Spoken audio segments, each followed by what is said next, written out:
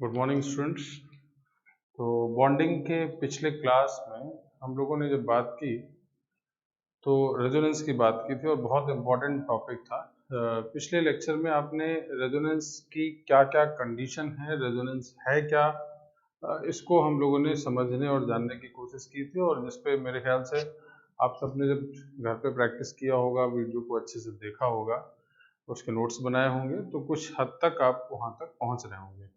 हालांकि ये अभी और आपको करना होगा और कई बार नोट्स को पढ़कर एक कॉमन सी दिमाग में समझ बनानी पड़ेगी कि रेजोनेंस क्या है, इसका मतलब क्या है और मॉलिक्यूल्स के अंदर हम इसको कैसे देखते हैं।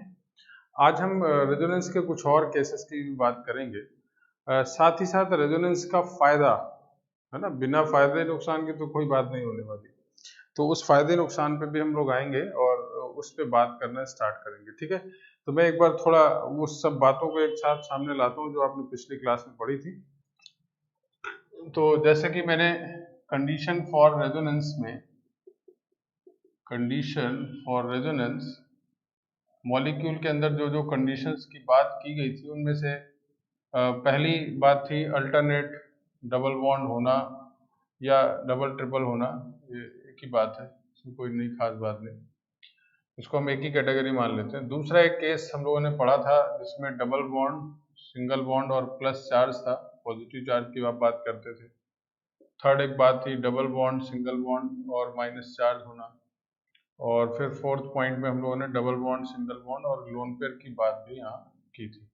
तो इन चारों केसेस के अंदर रेजोनेंस कैसे मूव करता है उसको हम लोगों ने एग्जाम्पल वाइज, मैं एक एक एग्जाम्पल जरूर दूंगा। CH2 double bond CH and CH double bond CH2, जब आपने इसके रेजोनेटिंग स्ट्रक्चर को बनाया था तो ये बॉन्ड इधर शिफ्ट किया था और ये बॉन्ड इधर, जिसके बाद यहाँ प्लस चार्ज आ गया था, यहाँ CH डबल बॉन्ड CH और ये CH2 माइनस आ गया था, है ना।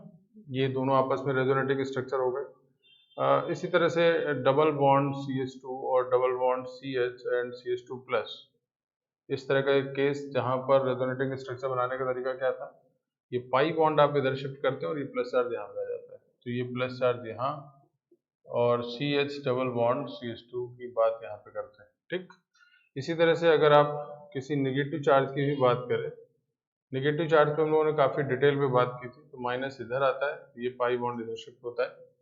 ये सब प्रैक्टिस आपने होपफुली कि आपने इसको अच्छे से किया होगा और यही आपके लिए बहुत फायदा करेगा, तो प्रैक्टिस इसकी जरूर करिए। NH2 लोन पेयर है और यहाँ से शिफ्टिंग हो जाती है, तो यहाँ CH2 माइनस आ जाता है और यहाँ CH double bond NH2 plus आ जाता है।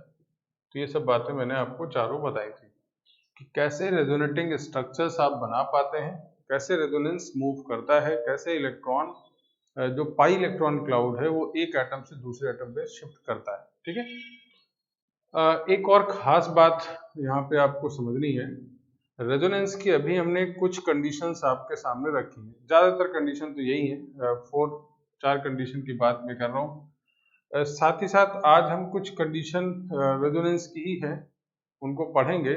उसको आप बैक बॉन्डिंग के फॉर्म में भी समझते हैं, एक टॉपिक आता है बैक बॉन्डिंग। तो ये बॉन्डिंग तो है लेकिन ये पीछे वाली बॉन्डिंग है, बैक है। बैक का मतलब यहाँ पे मैं समझा देता हूँ। दरअसल यहाँ जो इंटरनल, ये जो मेन फ्रंट में बॉन्ड बनते हैं वो आपके सिग्मा पाई है, वो सब आपको पता है, बट उसके मॉलिक्यूलर स्ट्रक्चर के बाद किस तरह से बॉन्डिंग होती है उसी को आप बैक बॉन्डिंग का नाम देते हैं। तो वो जब तक हम कन्फिग्रेशन और मॉलिक्यूल के एग्जाम्पल से ही उसको सीखेंगे, तो एक तरीके का रेजोनेंस है, तो उस पर भी आज हम बात करेंगे और उसके बाद फिर इनके एप्लीकेशंस पे आएंगे रेजोनेंस की बहुत सारी कंडीशन में। लेकिन ये चार मेजर कंडीशन है जिन पे आपको ध्यान रखना है। ये टॉपिक आपके लिए एक बार ऑर्गेनिक के GOC में भी आप रिवाइज करेंगे, बट उसके लिए आप ऐसा नहीं कि अभी पढ़ना बंद कर दें, आपको अभी से बहुत तैयार करना है, वहाँ पे एप्लीकेशन तैयार होगा, एप्लीकेशन की बात की जाएगी। तो मैंने ये आपको पिछली क्लास में इंट्रोड्यूस कराया था ये सब बातें कि इस तरह से आप रेजोनेंस इन सब कंडीशन में जान जाएंगे। और जो फाइनली बात हम लोगों ने की उसमें मैंने बहुत सारे आयंस की बात की थी, वो भी मैं एक बार बता देता हूँ और उसके बाद फिर हम अगले टॉपिक पे आगे बढ़ते हैं।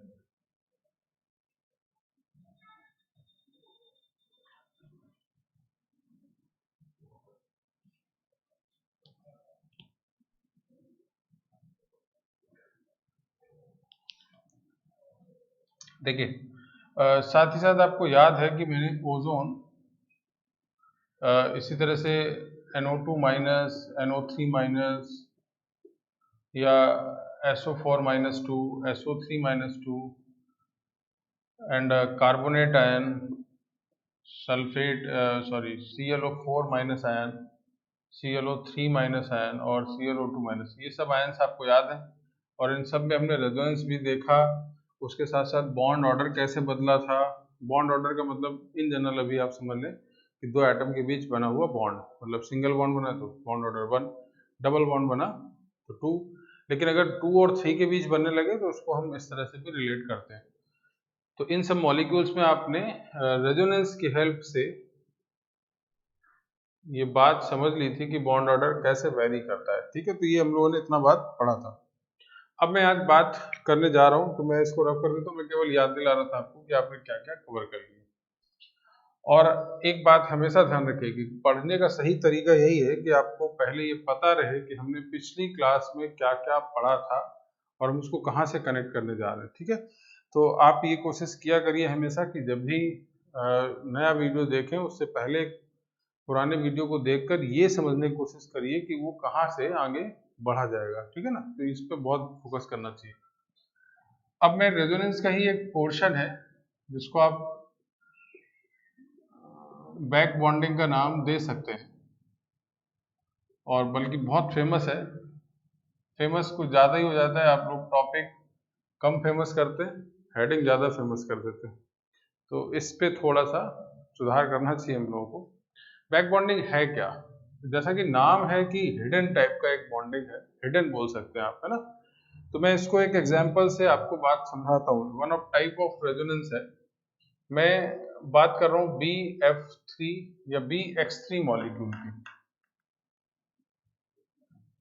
BX3 मॉलिक्यूल है जहां पे X का मतलब fluorine, chlorine, bromine and iodine. Clear बात? तो जब हम इसके हाइब्रिडेशन पे आते हैं, इसके स्ट्रक्चर पे बात करेंगे, तो हाइब्रिडेशन क्या आएगा? sp2। तो ट्रायंगुलर प्लेनर स्ट्रक्चर आपको मिल जाएगा। अच्छा, ट्रायंगुलर प्लेनर का मतलब इसके पास एक प्योर p ऑर्बिटल, sp2 ही रहे ना, तो एक p तो खाली होगा। तो आप चाहें तो इसको और डिटेल से लिख सकते हैं। तो 1s2 2s2 2p1 था, 2s के पास 2 इलेक्ट्रॉन है और 2p में भी एक इलेक्ट्रॉन है, बट चूंकि 3 बॉन्ड बने हैं तो एक्साइटेड स्टेट आया होगा। और यहाँ पे इस तरह से आपके पास ये बना और ये sp2 एब्रेशन हो गया, और ये एक प्योर p ऑर्बिटल यहाँ पे बच जाता है। समझ गए बात? तो जब आप इसके स्ट्रक्चर की बात कर रहे हैं, तो बोरॉन से एक यहाँ फ्लोरीन ऐसे जुड़ा है, यहाँ एक फ्लोरीन ऐसे जुड़ा है और ये एक फ्लोरीन ऐसे जुड़ा है, 120 का एंगल। एक प्योर p ऑर्बिटल आपके पास यहाँ है। समझ गए बात? ये वैकेंट प्योर p ऑर्बिटल। अच्छा, वैकेंट है और आपको पता है इसके अंदर 6 इलेक्ट्रॉन है बोरॉन के पास। तो ये चूंकि इलेक्ट्रॉन इसको चाहिए, तो इलेक्ट्रॉन डिफिशिएंट हो गया, ये इलेक्ट्रॉन डिफिशिएंट एटम है। तो जब ऐसा होगा कि बोरॉन को क्या चाहिए? बोरॉन को दरअसल इलेक्ट्रॉन चाहिए, अभी 2 इलेक्ट्रॉन चाहिए। और जरा देखिए फ्लोरीन की स्थिति क्या है। फ्लोरीन में 3 लोन पेयर है यहाँ।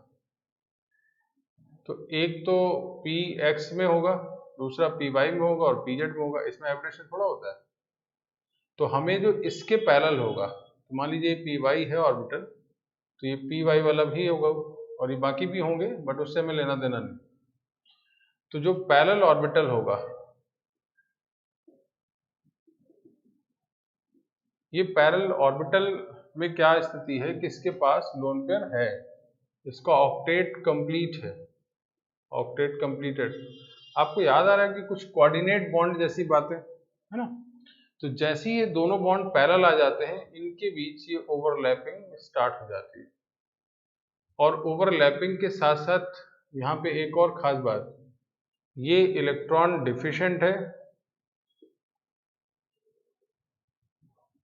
और ये जो है वो इलेक्ट्रॉन एफिशिएंट है, मतलब ज्यादा है।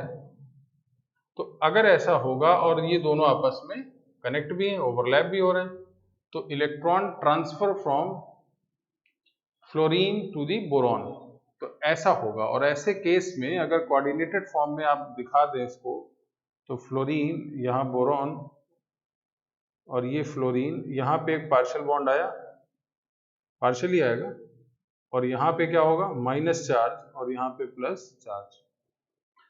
अच्छा, ये घटना केवल इसी के साथ नहीं हो रही, इधर भी होगी, इधर भी पैरेलल है ना, और इधर भी होगी। तो तीनों साइड से एक पार्शियल डबल बॉन्ड, इसको हम बोल सकते हैं कि पार्शियली डबल बॉन्ड कैरेक्टर, यहाँ पे डबल बॉन्ड कैरेक्टर डेवलप हो जाएगा। और दरअसल ये भी यही एक रेजोनेंस है, मतलब देखा जाए तो यहाँ इधर इधर सब जगह क्या हो जाएगा, इक्वल इलेक्ट्रॉन डेंसिटी आपको इसके अंदर दिखेगी। और इस तरह की जो ओवरलैपिंग है, इसको आप बोलते हैं पी पाई रेजोनेंस। क्या नाम देंगे हम, पी पाई रेजोनेंस। क्लियर बात। तो ये दरअसल बैक बॉन्डिंग है। इससे फर्क क्या पड़ा, फर्क ये पड़ा कि जो आप BF3 या मैंने X3 की बात की थी, तो आप X की जगह भी मैंने फ्लोरीन का एग्जांपल ले लिया। तो यहाँ पर जो ऑर्बिटल होगा वो कौन सा होगा, 2p, लास्ट में 2p5 ही होता है ना। तो यहाँ पे जो बोरॉन और फ्लोरीन की एक्चुअल बॉन्ड लेंथ होनी चाहिए थी, जो एक्चुअल बॉन्ड होना चाहिए था, उससे वो कुछ ज्यादा बॉन्ड ऑर्डर नहीं दिखेगा। एक तो बॉन्ड ऑलरेडी बना था, और इस ओवरलैपिंग से जो इंटरनल साइड आप ओवरलैपिंग देख रहे हैं, इससे एक और बॉन्ड बन गया और एक पार्शियल डबल बॉन्ड कैरेक्टर दिखा। यानी जब प्रैक्टिकली आप देखेंगे तो बोरॉन और फ्लोरीन के बीच ना सिंगल बॉन्ड नहीं है ना तो डबल बॉन्ड है, उसके बीच में एक बॉन्ड है। समझ में आ रही बात। तो ये बात समझ में आती है कि इस तरह से बैक बॉन्डिंग या एक तरीके का ये भी रेजोनेंस है। अच्छा, इसको क्यों बैक बोला जा रहा है उसको जरा समझिएगा। अभी तक जो हम लोगों ने रेजोनेंस की कंडीशन देखी, उनमें कहीं ना कहीं आपको कंडीशन दिख जाती है कि अल्टरनेट डबल बॉन्ड होना, single bond sorry double bond single bond plus charge होना, double bond single bond minus charge होना, और हर एक कंडीशन, 4 कंडीशन हम लोगों ने बात की लोन पेयर की। बट यहाँ BF3 में तो ऐसा कुछ भी नहीं दिख रहा है। तो ये दरअसल हिडन है, आपको पहले कॉन्फ़िगरेशन करना होगा और उससे आपको आइडिया लेना होगा कि क्या वहां पर इस तरह के ऑर्बिटल की ओवरलैपिंग की पॉसिबिलिटीज बन रही हैं या नहीं बन रही। हालांकि ये कुछ ही मॉलिक्यूल्स के अंदर होगा। आप तुरंत एक क्वेश्चन खड़ा करेंगे, सर हम कैसे जान पाएंगे हर जगह, तो कुछ ही जगह होगा। और आप कैसे जानेंगे, उसके लिए आपको प्रॉपर कॉन्फ़िगरेशन करना होगा, और उसके बाद वैकेंट ऑर्बिटल्स कैसे हैं, कहाँ पे हैं, ये सब आपको सीखना होगा।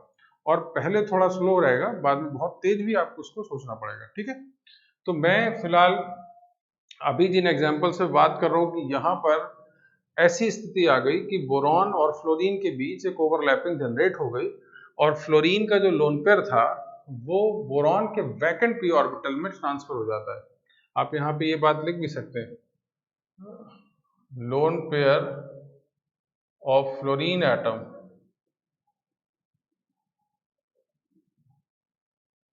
Transfer the vacant p orbital of boron. ठीक है। तो ये बैक बॉन्डिंग, या इस बात को आप यहाँ समझ सकते हैं कि बैक बॉन्डिंग का ये एक एग्जांपल है। मतलब कुल मिला के सीधा वही है, दो ऑर्बिटल्स आपको लाने हैं, एक ऑर्बिटल्स वैकेंट है, दूसरा ऑर्बिटल के पास इलेक्ट्रॉन है, दोनों ओवरलैप हो गए। अच्छा, एक और बात आपके दिमाग में आ रहा होगा, पाई बॉन्ड और इसमें क्या डिफरेंस है। जैसे मैंने एथिलीन में डबल बॉन्ड बनाया था, तो वहां क्या होता था, वो दोनों ही वैकेंट होते, वो एक जैसे नेचर के, वहां किसी से कहीं इलेक्ट्रॉन ट्रांसफर नहीं होता है भाई। जैसे आपने CH2 डबल बॉन्ड CH2 की बात की, तो वहां तो sp2 प्योर p ऑर्बिटल थे, उनमें कहीं कुछ सब एक जैसा था, तो वो जो आपस में जुड़ जाते हैं, वो पाई बॉन्ड होता है। बट यहाँ रेजोनेंस क्यों बोल रहे हैं हम लोग, क्योंकि दरअसल इलेक्ट्रॉन एक जगह ज्यादा है और एक जगह कम है, ये बात फिर समझिएगा। और चूंकि डीलोकलाइजेशन ऑफ पाई इलेक्ट्रॉन को ही आप रेजोनेंस का नाम देते हैं, मतलब एक जगह इलेक्ट्रॉन है और एक जगह नहीं है, इसीलिए तो आप पहुंचा रहे हैं, डिलोकलाइज कर रहे हैं, दैट्स व्हाई हम इसको रेजोनेंस का नाम देते हैं। अगर सब जगह इक्वल है पहले से ही, और वो पहले से ही कनेक्ट है तो उसमें रेजोनेंस का मतलब नहीं होता, वो तो सिंपल से बॉन्ड बने हैं, ऑलरेडी डबल बॉन्ड की बात कर रहे हैं। समझ रहे हैं बात? तो ये एक खास बात ध्यान रखिएगा। यानी कुल मिला के एक तरीके से आप डेटिव बॉन्ड की भी बात कर सकते हैं या कोऑर्डिनेट बॉन्ड की भी बात यहाँ पे हो सकती है। तो इस तरह से यहाँ पे पार्शियल डबल बॉन्ड कैरेक्टर तीनों ही बॉन्ड में होंगे। अगर आप हाइब्रिड देखें तो ऐसा दिखेगा। तो ये बैक बॉन्डिंग का एक एग्जाम्पल है। मैं इसको और भी डिटेल पे ले जाऊंगा, लेकिन आप एक काम करिए, पहले इसको नोट कर लीजिए। इतना पहले इसको नोट करिए, फिर मैं जो लिखाता हूँ वो लिखिएगा। पहले नोट कर लीजिए सब।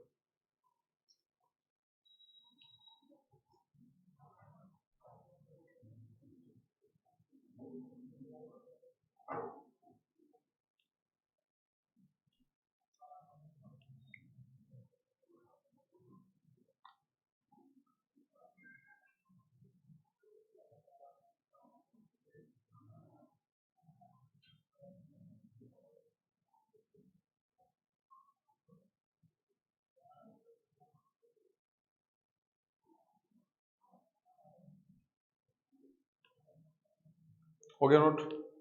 तो मेरे ख्याल से आप इसको नोट कर चुके हैं। अब मैं आप जरा लिखना स्टार्ट करिए। देखिए, in case of BF3 molecule, particular मैं बोरॉन की बात कर, या BX3 लिख लीजिए आप। In case of BX3 molecule,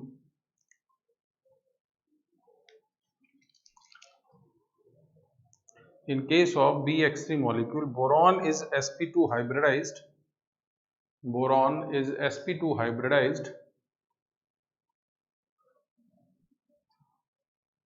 sp2 hybridized. That's why the geometry of molecule is triangular planar. That's why the geometry of molecule is triangular planar. The geometry of molecule is triangular planar.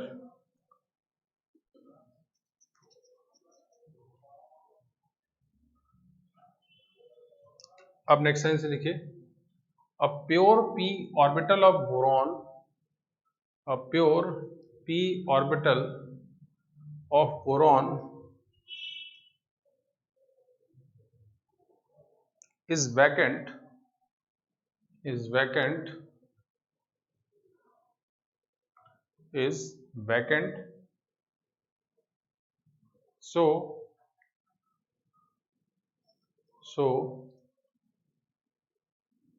boron is known as electron deficient atom. So boron is known as electron deficient atom.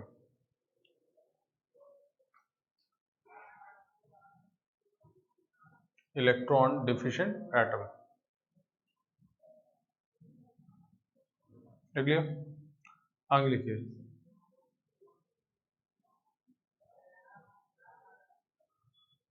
लिखिए, halogen molecule, halogen molecule, halogen molecule like fluorine, आप लिख सकते हो, like fluorine, directly attached to the boron, directly attached to the boron, and it also have three lone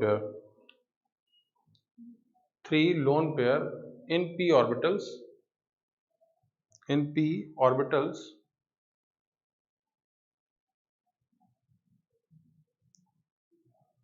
One of the orbital is parallel to, one of the orbital is parallel to p orbital of boron, p orbital of boron, and so these two p orbital interact to each other, overlap to each other, ये लिखिए, and these two orbital overlap to each other,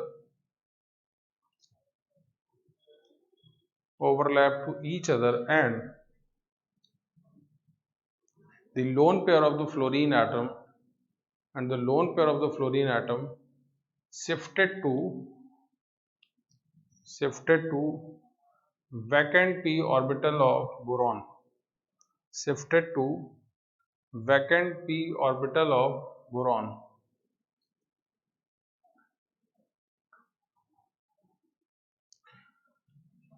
This is known as p pi resonance. This is known as p-pi resonance.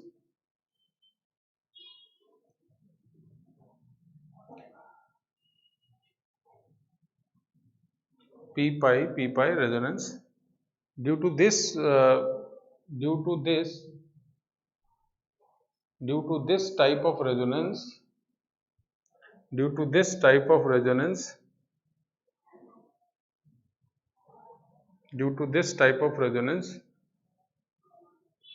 a partial double bond character develop between boron and fluorine.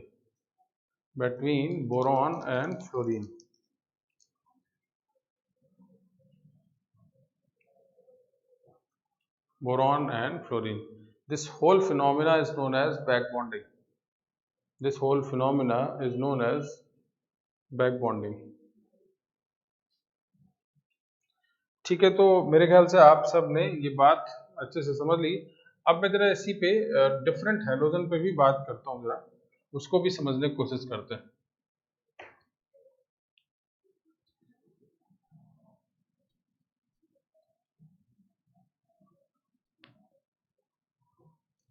एक चीज यहाँ पे समझनी है हम लोगों को कि जब मैं बात कर रहा हूँ बोरॉन से फ्लोरीन की, तो यहाँ पे आपके पास जो प्योर पी ऑर्बिटल है वो कौन सा है, 2p, और फ्लोरीन के पास जो लोन पेयर है वो भी किस ऑर्बिटल में होगा, 2p में।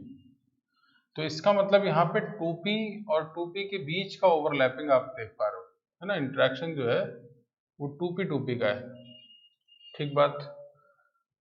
लेकिन जैसे ही आप क्लोरीन की बात कर रहे हो, यहाँ पे क्लोरीन है, यहाँ पे एक प्योर पी ऑर्बिटल है,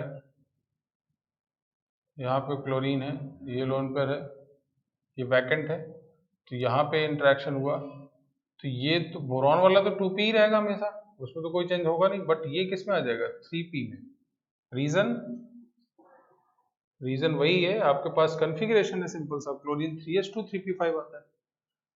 इसके बाद जैसे ही आप ब्रोमीन पे आते हैं, बोरॉन से ब्रोमीन आया, यहाँ ब्रोमीन है, ये ब्रोमीन है, यहाँ की कंडीशन क्या है, ये ऑर्बिटल 2p, बट यहाँ पे जो ऑर्बिटल होगा वो 4p में आएगा। कॉन्फ़िगरेशन तो लगातार चेंज होगा ना, ये 2p है और यहाँ पे भी बैक बॉन्डिंग है, तो बैक बॉन्डिंग आपकी सब में दिख रही, तो ये 2p और 4p के गैप आ गया। और फिर बोरॉन, फिर यहाँ पे आयोडीन, ये आयोडीन, और यहाँ पे भी आयोडीन, यहाँ पे 2p, और यहाँ पे अगेन 5p की बात अब आप करेंगे, ठीक है। तो बैक बॉन्डिंग तो सब जगह आपको दिख रहा है, बट यहाँ पे 2p और 5p आ गया। तो एक खास बात क्या है इन चारों के अंदर, दरअसल एनर्जी गैप जो है इन दोनों के बीच जो ओवरलैप हो रहा है, एनर्जी गैप लगातार नीचे में क्या हो रहा है, इंक्रीज कर रहा है।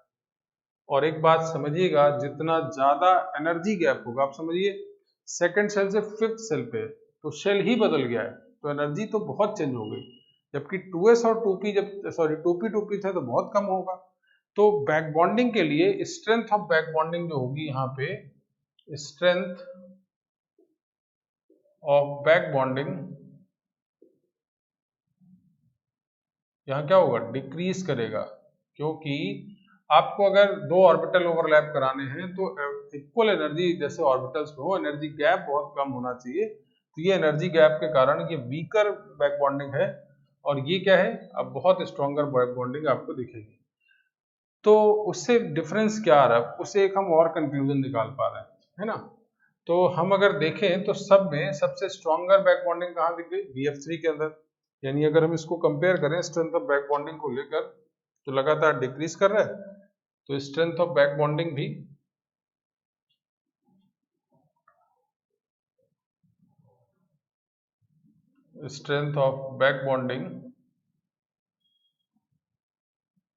अगर हम समझें तो BF3 के अंदर सबसे ज्यादा, और फिर BCl3 के अंदर, फिर BR3 के अंदर, और फिर BI3 के अंदर, ठीक है। तो ये एक तरीके से आप बैक बॉन्डिंग का केस दिखा सकते हैं। एक चीज जरा समझिएगा, ये जो बोरॉन एटम है सभी में, एक तो सब ये इलेक्ट्रॉन डिफिशिएंट थे, इसको इलेक्ट्रॉन की कमी थी, और इसको सबसे ज्यादा अच्छा सपोर्ट कहाँ से मिल रहा था? हैलोजन से। तो अगर मैं इन चारों को ही कंपेयर करता और आपसे पूछता कि किस बोरॉन एटम को इलेक्ट्रॉन का सपोर्ट सबसे अच्छा मिल रहा है, किसके थ्रू? बैक बॉन्डिंग के थ्रू। तो इस BF3 वाले मॉलिक्यूल में जो इलेक्ट्रॉन की डिफिशियंसी थी, जो इलेक्ट्रॉन की कमी थी, वो सबसे अच्छे से मैनेज हो गई। कैसे? क्योंकि फ्लोरीन के 2p ऑर्बिटल ने बहुत इफेक्टिवली उसको इलेक्ट्रॉन दिया बैक बॉन्डिंग के थ्रू। लेकिन सबसे वीक अभी भी प्रॉब्लम में कौन होगा? Bi3।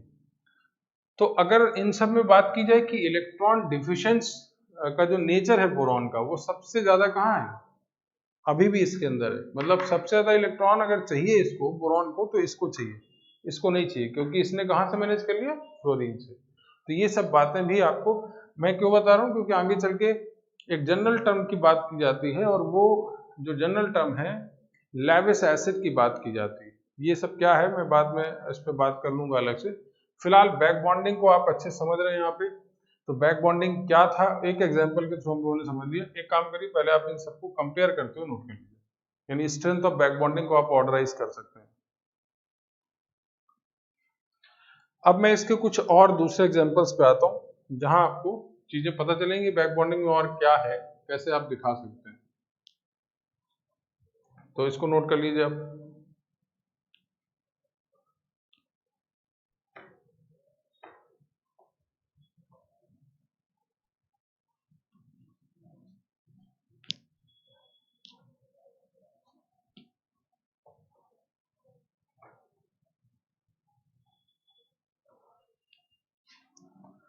चलिए एक और एग्जाम्पल के थ्रू ही हम लोग बात करेंगे, और वो एग्जाम्पल है CH2 प्लस एंड एडजेसेंट में मैंने ऑक्सीजन और लोन पर लिखा, ये बैक बॉन्डिंग। अभी कैसे है समझा जाए पहले, है ना? तो बिना ऑर्बिटल के तो आपको समझ में नहीं आएगा। यहाँ पे क्या होगा? वाइब्रेशन स्टेट sp2 बनाते हैं इसको। तो अगर आप ध्यान दें इसको, तो यहाँ पे कार्बन, ये H, ये ऑक्सीजन, और ये बेंड शेप होगा। एक ऐसा ऑर्बिटल हो गया, एक लोन पेयर होगा ना इसमें, और एक ऐसे लोन पेयर होगा। इसमें कोई प्रॉब्लम? यहाँ तक तो क्लियर है। अच्छा, यहाँ पे प्योर p ऑर्बिटल होगा, प्योर p ऑर्बिटल, और इस पे प्लस चार्ज है, मतलब ये वैकेंट है ना? प्लस चार्ज का मतलब यही होता है, वैकेंट है।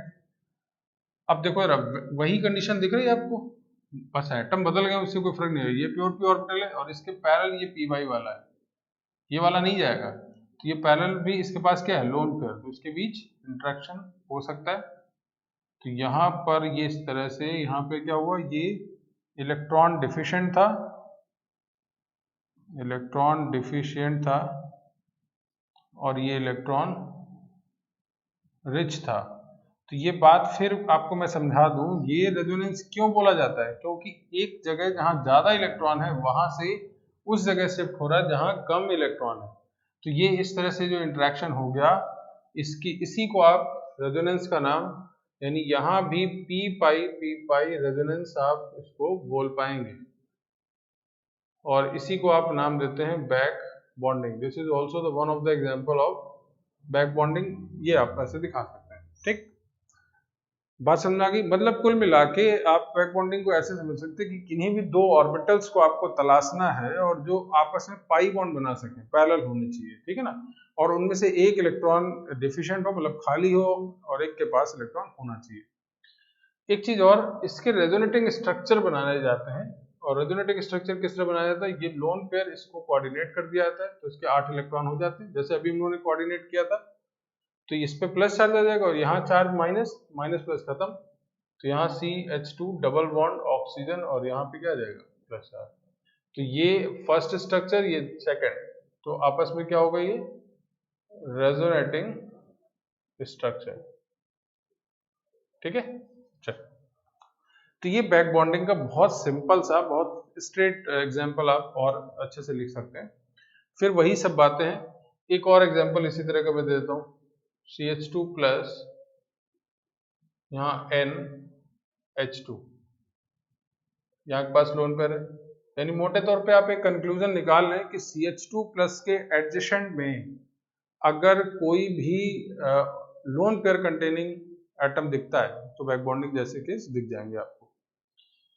यहाँ पर sp2, अभी इस पे नहीं आते, यहाँ भी अलग sp3 है ना, पिरामिडल शेप है। तो कार्बन, बट मैंने एक आपको और बात बताई थी कि बैक बॉन्डिंग में अगर इन्वॉल्व है रेजोनेंस, तो उस केस में आप उसको अप्लाई नहीं करते ना एब्रेशन में। तो ये वैकेंट है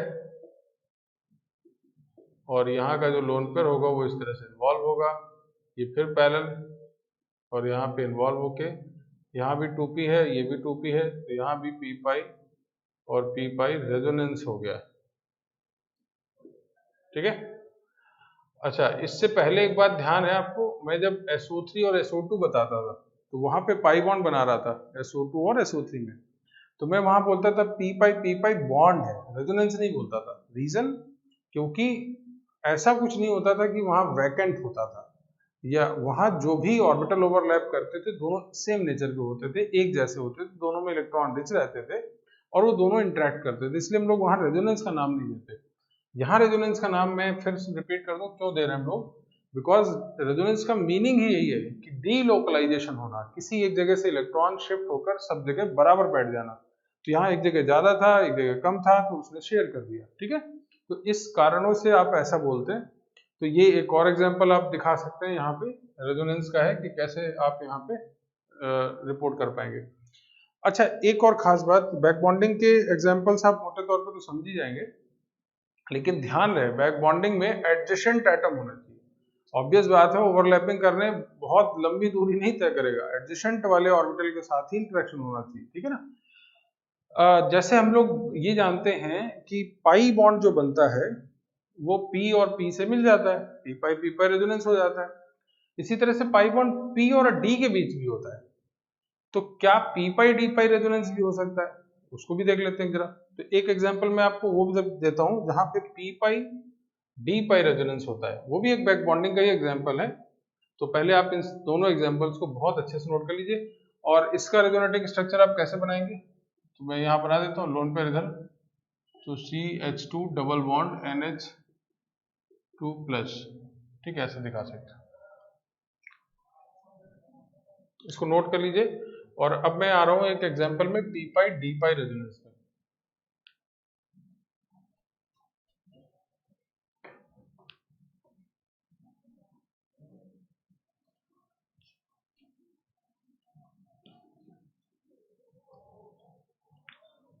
तो यहाँ पे एक p pi d pi resonance भी होता है, तो देखते जरा कैसे, एक एग्जांपल के थ्रू। यहाँ मैंने n के साथ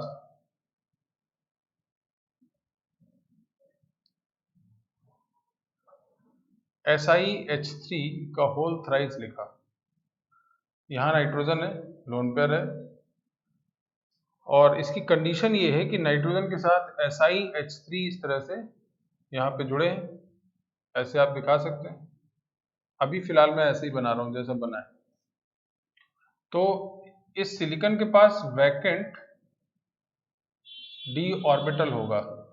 देखिए, हमारे ऐसे बोल देने से नहीं मानना है आपको, आपके पास सब कुछ आपने पढ़ रखा है। सिलिकॉन पे हम लोग आ जाते हैं, कार्बन में 2s2 2p2 होता है ना, तो यहाँ पे क्या होगा 3s2 3p2, जैसे कार्बन में ये है, तो सिलिकॉन में आप बिल्कुल सिमिलर पैटर्न पे, सिलिकॉन में 2s2 3s2 3p2, तो अगेन 3d वैकेंट ऑर्बिटल इसके पास यहाँ पे प्रेजेंट होगा। अच्छा, 3p में तो एक होगा नहीं, क्योंकि हाइब्रिडेशन sp3 के फॉर्म में ये p ऑर्बिटल भर जाता है।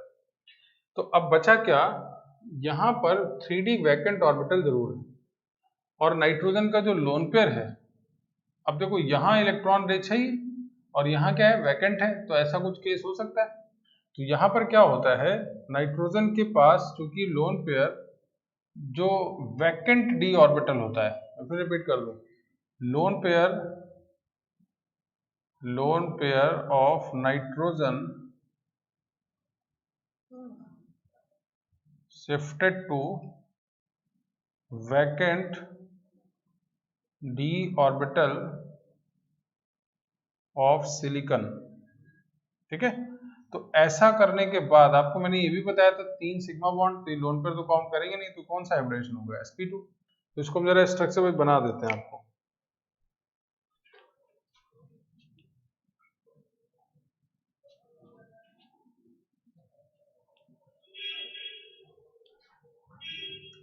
अब जरा समझिएगा, यहाँ नाइट्रोजन आपने बनाया तो ट्रायंगुलर प्लेनर टाइप का शेप आ जाएगा, सिलिकॉन, ये SiH3 है, यहाँ SiH3 हो गया और यहाँ SiH3 हो गया, ठीक।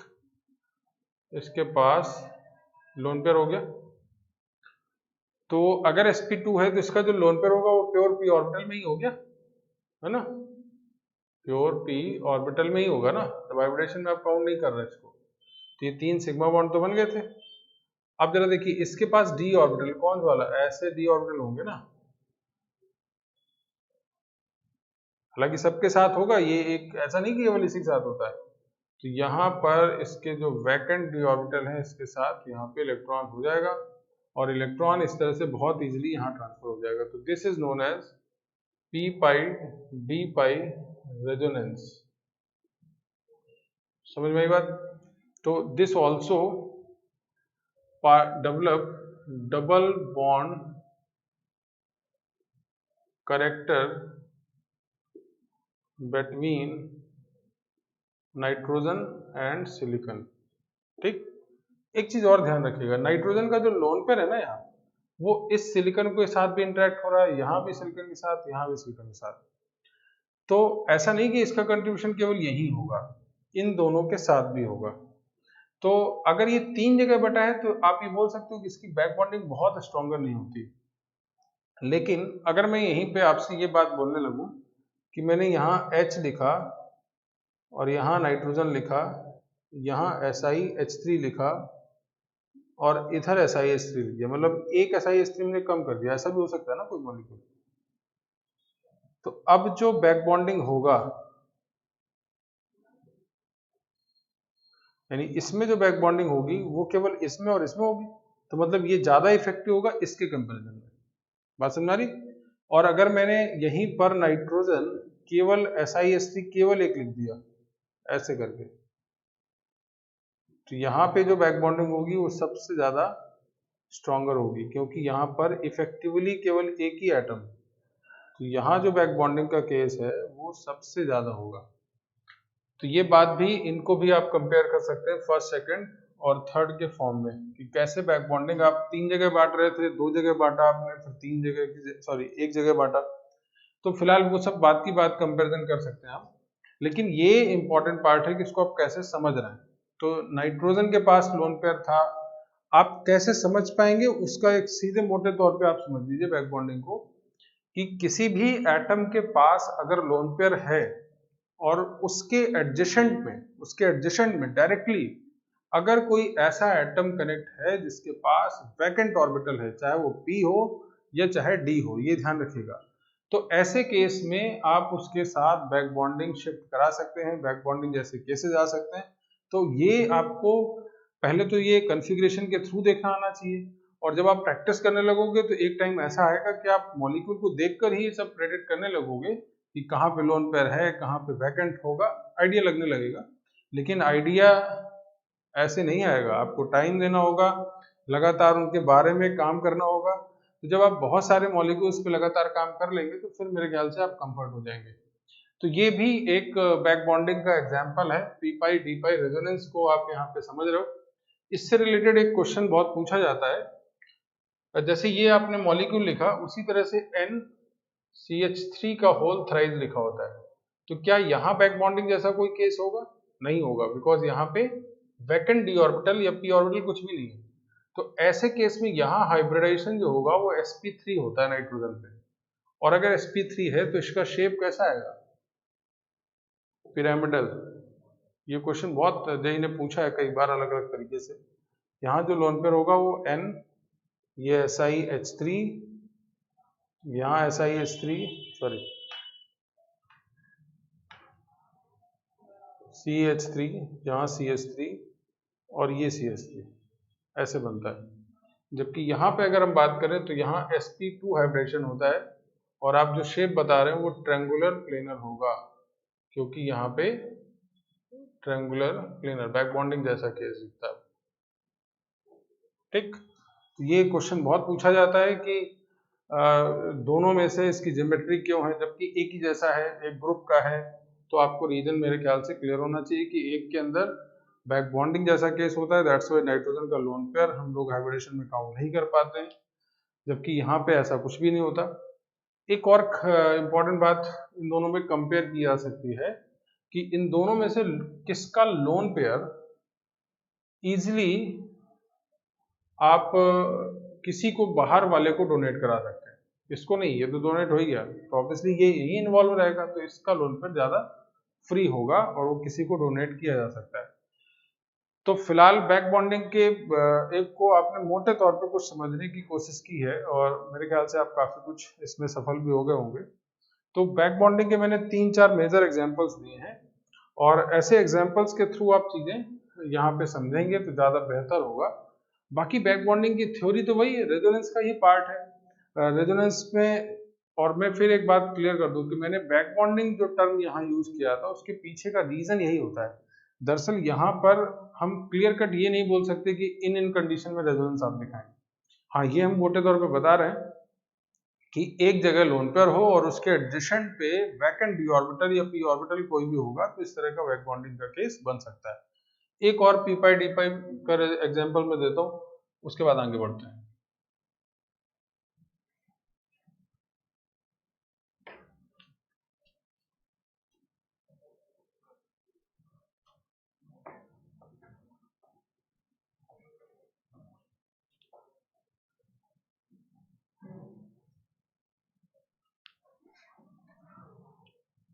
हमारे पास एक एग्जांपल है CCl3 माइनस।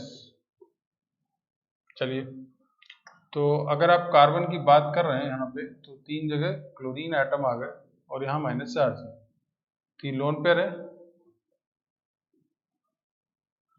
क्लोरीन के पास वैकेंट डी ऑर्बिटल बिल्कुल होगा क्योंकि आपको पता है 3s2 3p5 होता है, तो 3d भी यहाँ पे वैकेंट होगा।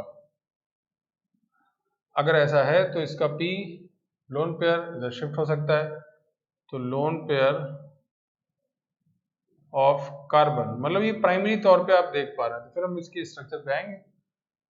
Loan pair of carbon atom transfer to the vacant D orbital of chlorine. ठीक है, चलिए, तो अब अगर ऐसा है तो इस पे हाइब्रिडेशन तो sp2 ही रहेगा। तो अगर हम इसकी बात करें तो यहाँ पर क्लोरीन, यहाँ पे क्लोरीन और ये क्लोरीन, इसके पास प्योर p ऑर्बिटल है, हाइब्रिडेशन में नहीं इन्वॉल्व है, तो यहाँ sp2 है और इसके पास वैकेंट d ऑर्बिटल इस तरह का होगा, जिसके बाद यहाँ पे ओवरलैपिंग जैसा केस आपको दिखेगा। तो ये हो गया p pi d pi resonance. समझ में आ रही बात? और इस तरह की ओवरलैपिंग से यहाँ पे ऐसी चीजें, ठीक, तो ये ओवरलैपिंग हो गई और ये सब जगह होगा। तो ये आप दिखा सकते हैं कि CCl3 में किस तरह से बैक बॉन्डिंग यहाँ पे आपको दिख रहा है। अच्छा, यहीं पे एक केस और आप दिखाते हैं CF3 माइनस में, तो यहाँ पर बैक बॉन्डिंग नहीं होगा, reason due to absence of vacant orbital in fluorine. Fluorine में बिकॉज 2s2 और 2p5 ही होता है ना, तो 2d का कोई मतलब नहीं होता यहाँ। तो इस केस में हाइब्रिडेशन जो होगा वो sp3 होगा और शेप उसी तरह से पिरामिडल होगा, जबकि CCl3 माइनस में हम लोगों ने जो शेप दिखाया था वो कैसा शेप था, वो यहाँ पर ट्रायंगुलर प्लेनर था, जबकि यहाँ पे sp3 होगा, पिरामिडल शेप होगा। ठीक है, तो ये दोनों में डिफरेंसेज आप यहाँ भी एक एग्जाम्पल से समझ सकते हैं। ठीक, तो ये भी एक एग्जाम्पल है, आप इसको भी जल्दी से नोट कर लीजिए, फिर हम लोग आगे बढ़ते हैं। नोट करिए इसको। चलिए, तो अब आपने ये भी नोट कर लिया होगा। अब मैं आगे बढ़ता हूँ इस पे, और हमने रेजोनेंस के हर टाइप को यहाँ पे लगभग जान लिया है कि कैसे बैक बॉन्डिंग की बात आप करेंगे, या मेन जो प्रॉपर रेजोनेंस जहाँ पे आपने देखा था वो कैसे था, रेजोनेटिंग स्ट्रक्चर्स कैसे बनते हैं, इन पे सब पे आपने आइडिया लिया है। अच्छा, एक चीज यहाँ पे आपको समझ में आ गई है कि अब हम एक टॉपिक पढ़ेंगे, रेजोनेटिंग जो स्ट्रक्चर्स बनाए जाते हैं उनकी अपनी रिलेटिव स्टेबिलिटी होती है। जैसे उनमें से ऐसा नहीं होता कि वो सब स्टेबल हो, ऐसा हो सकता है, बट हमें रिलेटिव स्टेबिलिटी भी पढ़नी होती है, क्योंकि कई बार कोई एक रेजोनेटिंग फॉर्म ज़्यादा डोमिनेट करेगा, यानी ज़्यादा स्टेबल होगा। तो उसके बारे में भी थोड़ा सा हम लोग समझ लें और फिर हम आगे और बढ़ेंगे, इनके यूजेस पे बात करेंगे। रेजोनेंस का यूज बहुत सारा है। जैसे एक यूज तो आपने अभी समझ लिया, जैसे मैंने ये बात बताई है कि लोन पेयर या माइनस चार्ज जो भी आप पढ़ रहे हैं, अगर वो रेजोनेंस में इन्वॉल्व हो जाता है तो उसको हाइब्रिडेशन नहीं काउंट करते, और ऐसे केस में उसकी ज्योमेट्री क्या हो जाएगी, बदल जाएगी। तो एक तो आपने यही यूज पढ़ लिया, अभी तक जो ज्योमेट्री आप बनाते रहे हैं उसमें लोन पेयर का अपना रोल अगर होगा तो ज्योमेट्री बदल जाएगी। आप घबरा मत जाइएगा कि जितने पुराने आपने सर जब एग्जाम्पल दिए तो वहाँ कहीं ऐसा हुआ हो तो सबकी ज्योमेट्री बदल जाएगी। मैंने एक भी एग्जाम्पल आपको ऐसा नहीं दिया, तो उस पर मत घबराइएगा, ठीक है। अच्छा, साथ ही साथ रेजोनेंस के थ्रू आपने एक चीज और खास देखी है कि जहां भी दो एटम के बीच ऐसा कुछ हो रहा है, ओवरलैपिंग जैसा हो रहा है, तो वहां बॉन्ड जो हो रहा है वो और क्लोजेस्ट हो जाता है, यानी बॉन्ड लेंथ पे भी फर्क पड़ेगा। उस सब पे हम बात करेंगे एप्लीकेशन पे, लेकिन पहले हम लोग बात कर रहे हैं रिलेटिव स्टेबिलिटी ऑफ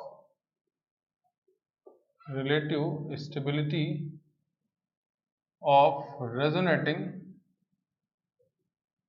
स्ट्रक्चर।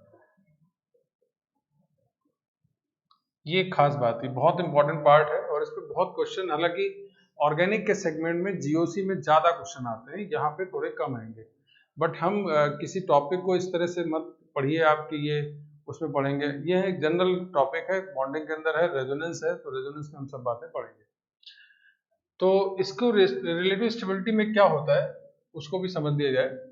जैसे मान लीजिए सब कुछ पॉइंट्स हैं, जैसे पहला एक पॉइंट है, कुछ इंपॉर्टेंट पॉइंट्स हैं जिनको हमें एक एक करके चेक करना होगा और उसके बेसिस पे हमें स्टेबिलिटी दिखानी होगी। सबसे पहली चीज न्यूट्रलिटी आपको देखनी है, मतलब किन्हीं भी दो डिफरेंट रेजोनेटिंग स्ट्रक्चर्स में अगर कोई न्यूट्रल है तो ऑब्वियस बात है कि वो ज्यादा स्टेबल होगा एज कंपेयर टू कैटायनिक और एनायनिक सेगमेंट। मैं एक एक एग्जांपल देता जाऊंगा। तो सबसे पहला इंपॉर्टेंट पॉइंट क्या है, न्यूट्रलिटी को चेक करना।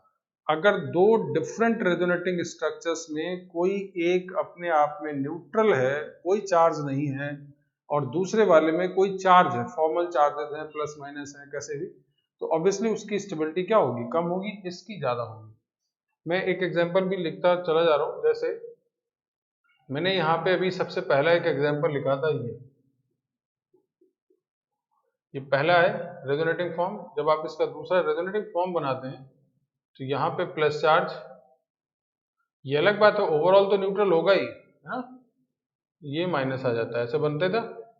तो फर्स्ट और सेकंड रेजोनेटिंग स्ट्रक्चर है, both are resonating structure, but first is highly stable as compare to second, मतलब पहला वाला ज्यादा स्टेबल होगा एज कंपेयर टू सेकंड। समझ में आ रही बात, मतलब ये दो स्ट्रक्चर मिलकर इस मॉलिक्यूल को रिप्रेजेंट करते हैं, लेकिन ज्यादा डोमिनेट कौन करेगा, पहला वाला, ये बात ध्यान रखिएगा। तो पहला ज्यादा स्टेबल है, इसका मतलब उसका जो ओरिजिनल स्ट्रक्चर होगा उसके अंदर इसका कंट्रीब्यूशन ज्यादा होगा।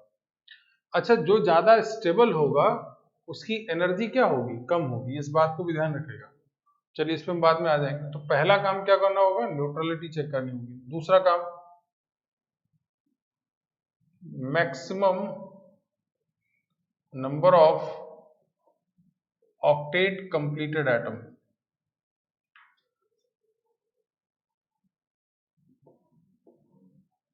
ये आपको चेक करना होगा। ये थोड़ा सा समझने वाली बात है। किसी भी रेजोनेटिंग स्ट्रक्चर्स के अंदर, किन्हीं दो डिफरेंट के अंदर, आपको ये चेक करना है कि maximum number of octet completed atom होने चाहिए।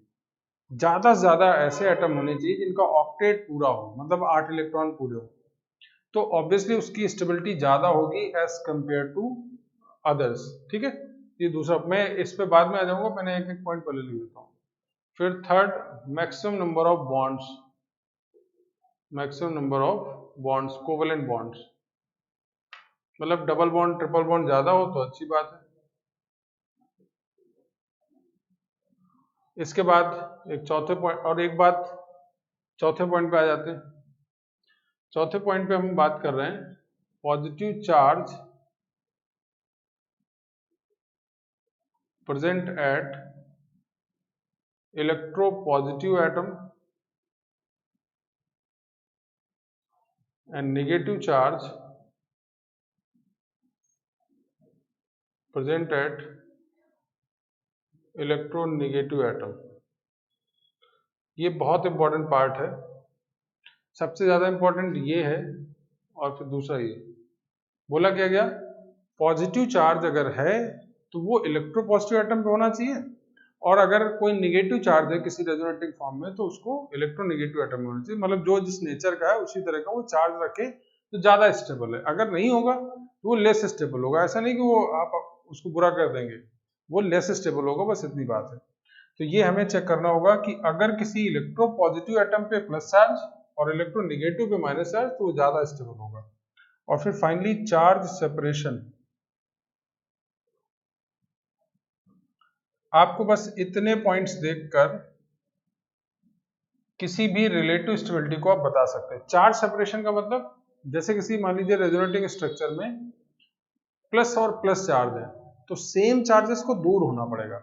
चार्ज सेपरेशन का मतलब ये हुआ कि जो लाइक चार्जेस है मतलब सेम चार्ज है उनको दूर रखिए और अपोजिट चार्ज है तो उनको पास रखिए, क्योंकि प्लस माइनस होगा तो ज्यादा स्टेबल हो जाएगा। तो ये एक इंपॉर्टेंट बात बोली गई कि चार्ज सेपरेशन भी आपको देखना होगा। अगर प्लस प्लस चार्ज है, सेम चार्जेस हैं तो वो डिस्टेंस मेंटेन करें, और अगर अपोजिट चार्जेस हैं तो वो क्लोज आ सकते हैं और उससे ज्यादा स्टेबिलिटी बढ़ जाएगी। ठीक, तो अब एक इंपॉर्टेंट पॉइंट इसमें क्या होगा कि इन पांचों पॉइंट्स को लेकर ही हम लोग किसी भी कॉम्प्लेक्स की किसी भी रेजोनेटिंग स्ट्रक्चर्स का कंपैरिजन कर सकते हैं। और एक सबसे खास बात, आपको रिलेटिव स्टेबिलिटी बताते समय ये नहीं करना है कि जो याद आ गया उसी से करने लगे, आपको ये स्टेप वाइज फॉलो करना है। पहले ये, जब ये मान लीजिए एप्लीकेबल है, दोनों न्यूट्रल है, फिर ये, फिर थर्ड, फिर फोर्थ और फाइव, मतलब स्टेप वाइज आपको यहाँ पे इनको चेक करना होगा। अगर हो सकता है आपको इसी से कंपैरिजन हो जाए, फिर हो सकता है इससे कंपेयर हो सकता है सबसे लास्ट वाले से कंपेयर हो, तो ये सभी चीजें होंगी। मैं एक एग्जांपल दूंगा तो वहां से आपको समझ में आएगा, लेकिन इस बात को बहुत क्लियर रखिएगा।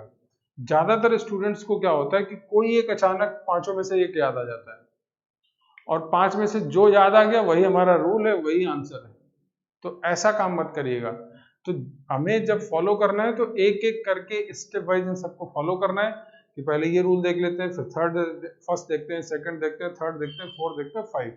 और पांचों अगर देखने के बाद आप कंपेयर नहीं कर पाए तो उसके दो केस हो सकते हैं, या तो आप क्वेश्चन गलत कर रहे हैं, और दूसरा केस होगा कि वो दोनों इक्वली स्टेबल है, दूसरा इंपॉर्टेंट है। तो ये दोनों बातें ध्यान रखिएगा। चलिए, तो मैं इसके कुछ एग्जांपल्स को यहाँ पे बताऊंगा, हालांकि इसका बहुत डिटेल क्वेश्चन तो आपको ऑर्गेनिक के अंदर मिलेंगे तब आप बात करिएगा, लेकिन यहाँ पे अभी जो क्वेश्चंस हैं उन पे बात हम कर रहे हैं। तो जैसे मुझे ये आपको पता चल गया, मैं इसको लिखा रहने देते और इस पे बहुत सारे कंपेरिजन में करता हूँ।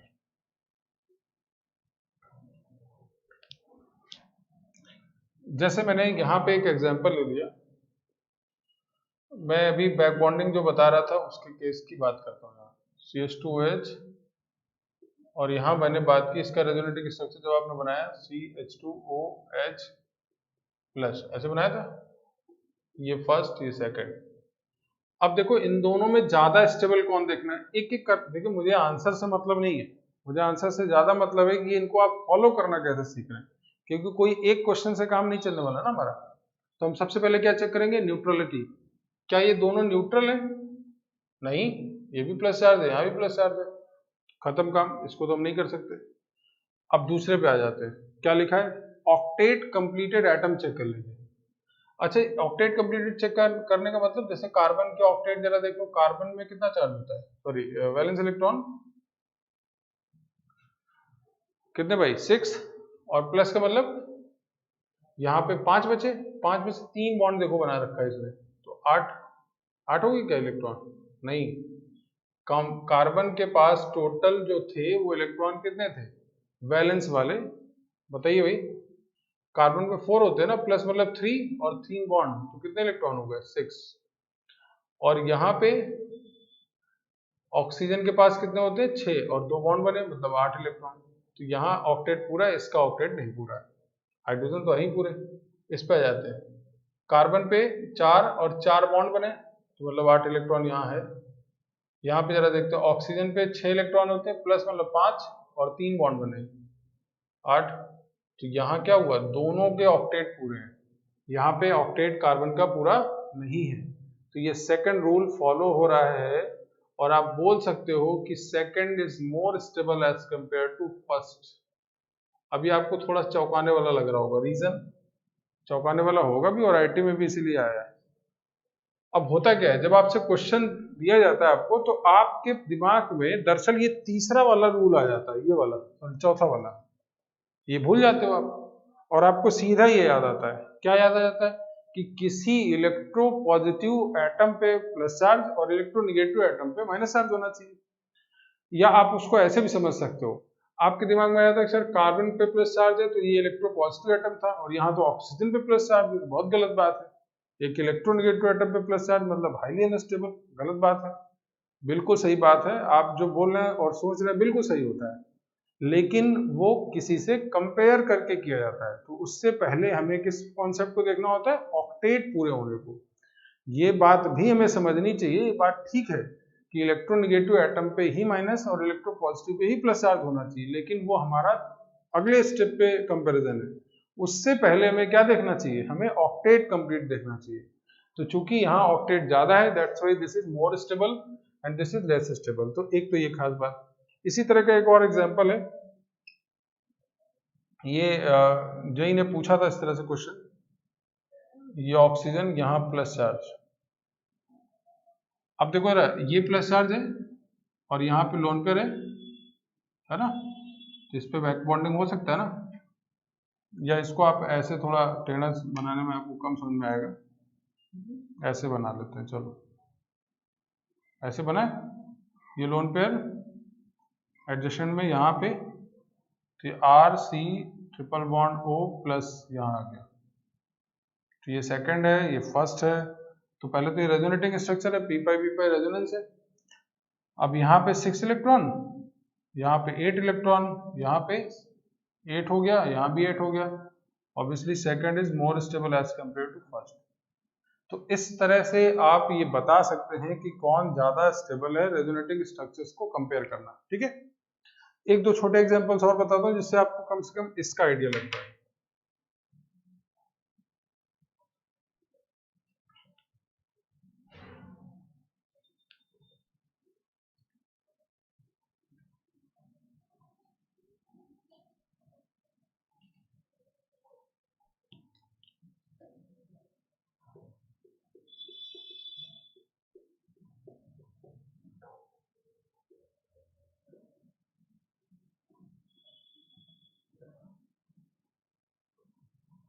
जैसे मान लीजिए मैंने ये एक मॉलिक्यूल लिया, double bond single bond double bond ऐसा है, तो ये ऐसे शिफ्ट करा सकते हैं आप। तो इसका मैंने एक स्ट्रक्चर बना दिया CH2 plus CH double bond NO minus, coordinate ऐसे ही बना रहा। और एक हम इधर भी मूव करा सकते हैं, CH2 माइनस बना दें, ये CH double bond NO plus, ऐसे बन सकता है क्या? तो ये ऐसे स्ट्रक्चर्स बना दिए हमने। तो सबसे पहला वाला तो वैसे ही सबसे ज्यादा स्टेबल होगा, तो सेकंड थर्ड इस तरह से 3 नाम दे दिए मैंने। तो this is the most stable because neutral है, या न्यूट्रल की आप बात नहीं कर सकते क्योंकि यहाँ प्लस ये माइनस, ऐसे कोऑर्डिनेट फॉर्म में बना दो। ठीक, तो उसके ये तो सब जगह होगा, ये तो सब जगह बना देते हैं। तो आपको कंपैरिजन कैसे देखना होगा, पहला वाला न्यूट्रल वाला फेज तो हटा दीजिए, न्यूट्रल से नहीं देख रहे हैं। ऑक्टेट कंप्लीटेड एटम देख लो, तो ऑक्टेट कंप्लीटेड एटम की अगर हम बात करें तो यहाँ पे 6 इलेक्ट्रॉन CH2 प्लस है और यहाँ ऑक्टेट नहीं पूरा है, तो ये अनस्टेबल हो रहा है। तो इन सब में तो ऑक्टेट पूरा है कम से कम। ठीक, यहाँ ऑक्टेट पूरा होगा, कार्बन पे 4 होता है, एक और पहुंचा 5, 3 बॉन्ड 8, मतलब यहाँ पूरा है। यहाँ ऑक्सीजन पे पूरा है क्या, 6 होते हैं, 6 में प्लस मतलब 5, यही तो हुआ ना, 6 बैलेंस थे, 5 हो गए और 5 एक ही बॉन्ड तो बना इसका, तो मतलब यहाँ ऑक्टेट पूरा नहीं है। तो इनमें और इनमें ये तो वैसे ही हो गया, तो ये फर्स्ट वाला सबसे ज्यादा हो गया, ये फर्स्ट नंबर आ गया इसका। अब इन दोनों में जरा देखो, ऑक्टेट से आप नहीं बता पा रहे क्योंकि यहाँ भी एक ऑक्सीजन का ऑक्टेट पूरा नहीं है, यहाँ भी नहीं। तो अब आपको बताया गया है इलेक्ट्रोनेगेटिव एटम पे माइनस और इलेक्ट्रो पॉजिटिव पे प्लस, तो ये कार्बन पे प्लस है और यहाँ ऑक्सीजन पे माइनस है, जबकि यहाँ उल्टा है। इसकी बात तो कॉमन है तो इसकी हम बात ही नहीं कर रहे हैं, है ना। तो यहाँ ये उल्टा है, तो ये सेकंड नंबर आ गया और यहाँ पे थर्ड नंबर आ गया। तो आप सिंपली ऐसे दिखा सकते हैं कि कैसे रिलेट करना है हमको, कौन सा रेजोनेटिंग स्ट्रक्चर ज्यादा है, कौन सा कम। एक काम करते हैं, अभी फिलहाल हम लोग इसको यहाँ पे रोकते हैं क्योंकि रेजोनेंस का कॉन्सेप्ट आपके लिए बहुत ज्यादा है। आप एक काम करेंगे इस वीडियो में के बाद, देखने के बाद, नोट्स बनाने के बाद, पहले तो कुछ बॉन्डिंग, बैक बॉन्डिंग के आइडिया और पुराना जो रेजोनेंस आपने इससे प्रीवियस क्लास में पढ़ा, पूरे को एक साथ दोबारा पढ़िए और पूरा पढ़ने के बाद फिर एक कंक्लूजन पे आप पहुंचिए कि आप कितना रेजोनेंस को जान पाए, ठीक है। और जो फॉस्टर के अंदर असाइनमेंट में रेजोनेंस के कुछ क्वेश्चंस दे रखे हैं उन पे बात कर ली जाए, उनको आप समझिए उनमें क्या मतलब है, और डिफरेंट रेजोनेटिंग स्ट्रक्चर्स में जो ज़्यादा स्टेबल, कम स्टेबल, उनके जो 5 पॉइंट हैं उनको ध्यान रखिएगा। कंपैरिजन के क्वेश्चन हम लोग और भी कर सकते हैं, तो आप उस फॉस्टर से क्वेश्चन करिएगा। मैं एक छोटा सा लास्ट टॉपिक और बता देता हूँ, उसके बाद यहाँ पे टॉपिक को एंड करूंगा और फिर हम लोग क्वेश्चंस पे बात करेंगे।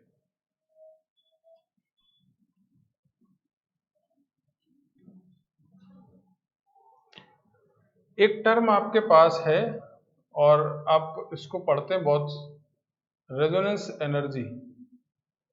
इसका मतलब मेरा क्या है, एक्चुअली क्या है कि कोई एक मॉलिक्यूल है, कोई एक मॉलिक्यूल आपने लिया और इसके मान लीजिए 3 डिफरेंट, 2 से ज्यादा डिफरेंट रेजोनेटिंग स्ट्रक्चर है, फर्स्ट है, सेकंड है, थर्ड है, ये क्या है, रेजोनेटिंग स्ट्रक्चर आपने बना लिए। तो ऑब्वियस बात है इनमें से सबसे पहली चीज तो ये जो रेजोनेटिंग स्ट्रक्चर्स बनाए जाते हैं ये हाइब्रिड स्ट्रक्चर्स जो बनाया गया है, एक तरीके से ये हाइपोथेटिकल स्ट्रक्चर्स होते हैं, पहली चीज। तो रेजोनेटिंग स्ट्रक्चर्स जो हैं वो हाइपोथेटिकली डिफाइन किए गए हैं, मतलब एग्जैक्टली तो कोई एग्जिस्ट तो कोई एक ही करता है ना, तो ये हाइपोथेटिकली डिफाइन कर दिए गए।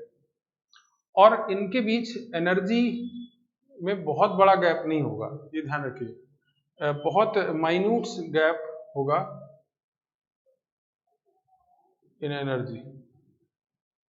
ये दूसरी इंपॉर्टेंट बात है, बहुत माइन्यूट गैप एनर्जी का होता है। तो इनमें से जो, इनको एक दूसरा नाम और भी देते हैं, इन रेजोनेटिंग स्ट्रक्चर्स को एक दूसरा नाम होता है कंट्रीब्यूटिंग स्ट्रक्चर, मतलब कंट्रीब्यूशन वाला स्ट्रक्चर की बात की जाती है, तो कंट्रीब्यूटिंग स्ट्रक्चर्स भी इनको नाम देते हैं। तो जो मोस्ट स्टेबल रेजोनेटिंग स्ट्रक्चर होगा, मोस्ट स्टेबल रेजोनेटिंग स्ट्रक्चर की डोमिनेंसी होगी ओवरऑल जो ओरिजिनल स्ट्रक्चर्स होगा, है ना, ये डोमिनेंट होता है। तो आपसे जो रेजोनेंस एनर्जी की बात की जाती है वो क्या बताई जाती है, बोला कि जो हाइब्रिड स्ट्रक्चर होगा इसकी एनर्जी और जो मोस्ट स्टेबल रेजोनेटिंग स्ट्रक्चर होगा उसकी जो एनर्जी है, उसके बीच का जो गैप है, दरअसल इसी एनर्जी गैप को आप बोलते हैं रेजोनेंस एनर्जी। ये डेफिनेशन है, याद रखिएगा, इसको लिख लीजिएगा आप। रेजोनेंस एनर्जी को लिखिए, energy gap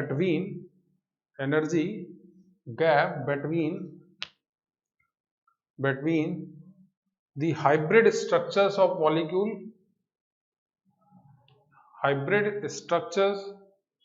molecule and the most stable resonating form of molecule.